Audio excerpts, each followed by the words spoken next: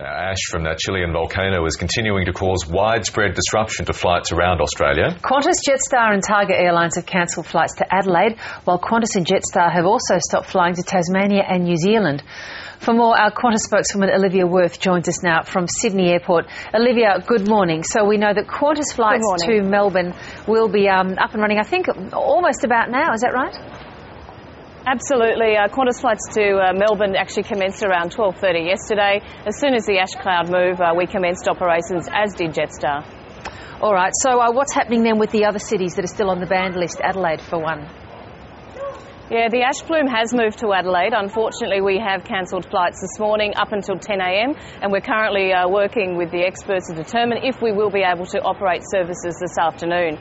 Tasmania, unfortunately, there's an ash cloud hanging over Tasmania and also New Zealand. But all other ports are operating as normal, and we're working through putting on additional flights to clear the backlog of passengers who have been delayed in Melbourne over the last 24 hours. So the situation with Adelaide, Tasmania and New Zealand to be reviewed at 10 o'clock. What are the chances that as part of that review you'll actually start those flights? Well, Virginia, if there is any movement in the ash cloud, if we do get some clear airspace, then we'll absolutely operate services. However, if there is any sign of the ash plume over these areas, then we simply will be suspending further flights. So clearing that backlog, particularly between Sydney and Melbourne, how's that looking? Well, we managed to clear a good couple of thousand people yesterday as a result of putting on some additional 747 aircraft. Obviously, there are larger aircraft and we were able to move a lot of people out of Sydney and Melbourne. We'll continue to work through that through today. Those passengers who have been delayed have obviously been provided with accommodation and transfers and meals. So we're currently working through that. Obviously, this is very frustrating for many passengers and we're attempting to get people home or away for business as quickly as possible. Do you have a time frame for yourselves about when that particular part of the backlog should be cleared? We should make a good dent in that backlog today. We do expect that by tomorrow we will have cleared most of those passengers who are looking to travel. Obviously, there will be passengers still in Tasmania and New Zealand if we are not able to operate services there. What are the queues like where you are there at Sydney Airport this morning?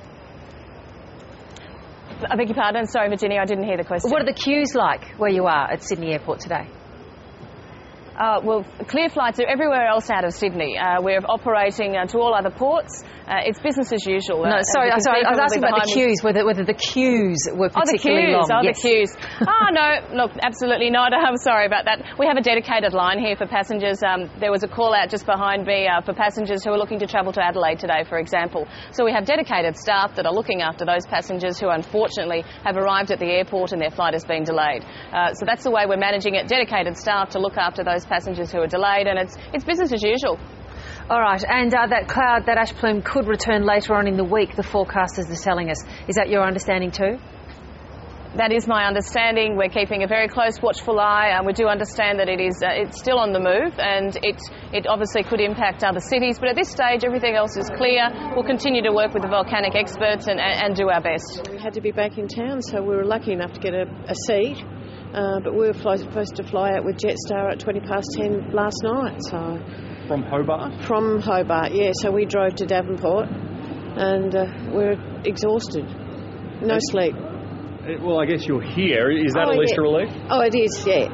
I'm glad that we're home and I've got to go to the airport and pick up my car and husband has to go to work. Virgin Blue didn't actually let us know that our flight was cancelled. We went to the airport along with about 100 other people. And of course eventually they said no more flights. So we had to get to an international flight. And we managed to get on the boat last night, thank goodness. So here we are. And how did you get from Hobart to Devonport? Oh, this was Launceston. We just went by bus. So that was the easiest way. It was frustrating to say the least. We were supposed to be coming back on Sunday at say 1:15, and we got a phone call about 7:30 Sunday morning to say our flight had been cancelled. And we kept phoning all day and phoned the ship that night, and we got a berth, and we've just been hanging around in Tassie ever since.